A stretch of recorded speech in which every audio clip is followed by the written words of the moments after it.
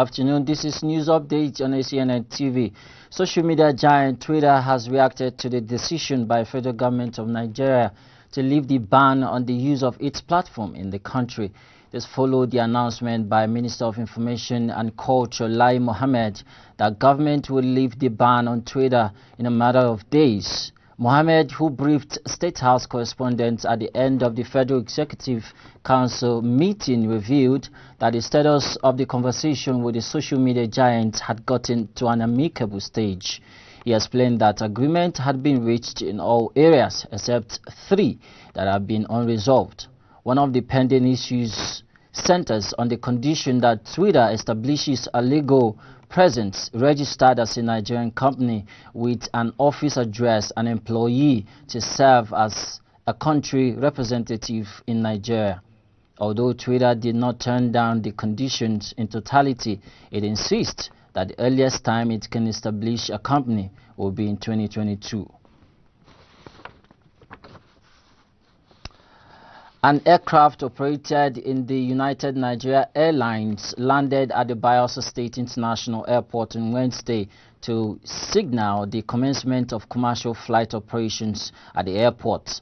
Those on board include Joy Diri of Bayelsa State, Obiora Konkwo, the airline's chairman, Blessing Oborodudu, Tokyo Olympics wrestling silver medalist, members of Bayelsa State Caucus in the National Assembly, among others. In April, the Nigerian Civil Aviation Authority gave approval to Bayelsa for the state-owned airport to commence flight operations. Addressing jubilant crowds at the airport, Joyediri announced that full commercial flights would commence in 2 weeks based on bookings made.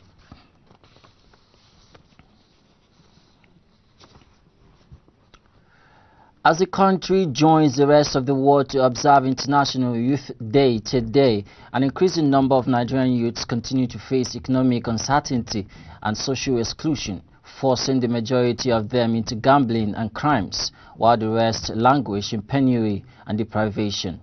Whereas the number of youths entering the labor market, earlier estimated at 1.8 million, has continued to increase as the economy's job-creating capacity is on decline.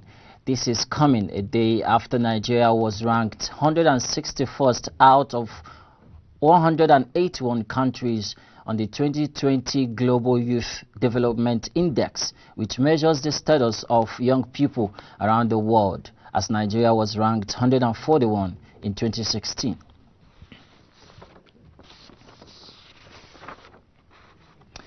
Indonesia's foreign minister has said it regrets an assault on Nigerian diplomats by its officials.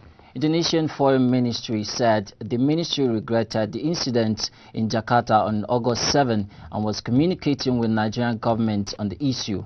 A video of the incident widely shared on social media and sparking outrage among users showed the visibly distressed man being restrained inside the vehicle by several men. The Nigerian diplomatic agent groaned in pain, saying, "I can't breathe." At one point in the video, while Indonesian immigration officials pinned his head to the seat. The Nigerian government has since recalled its ambassador to Indonesia for consultations and review of the dealings with Indonesia. The Nigerian government also demands appropriate sanctions against the relevant officials and has recalled its ambassador in Indonesia for consultations, including a review of bilateral relations. The government disclosed that the Indonesian ambassador to Nigeria has explained what he understood happened and apologized unreservedly on behalf of the government of Indonesia.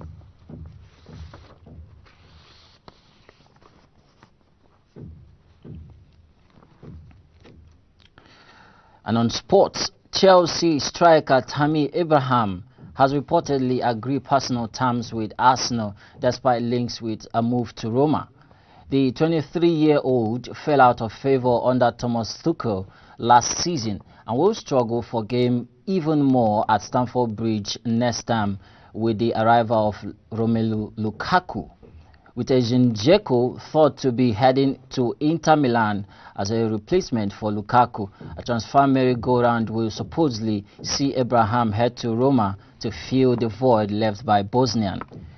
Roma have supposedly agreed a £34 million fee to sign Abraham, but according to Italian outlets, the Englishman has already agreed on the personal side of a deal with Arsenal.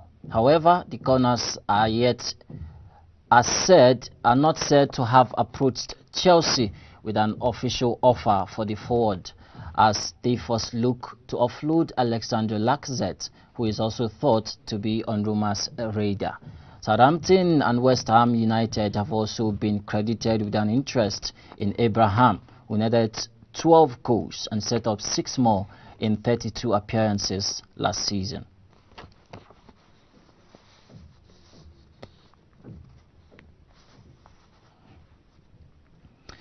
That's all for news update. Thank you for watching. I am Charlesphilip Uwakolam. Bye for now.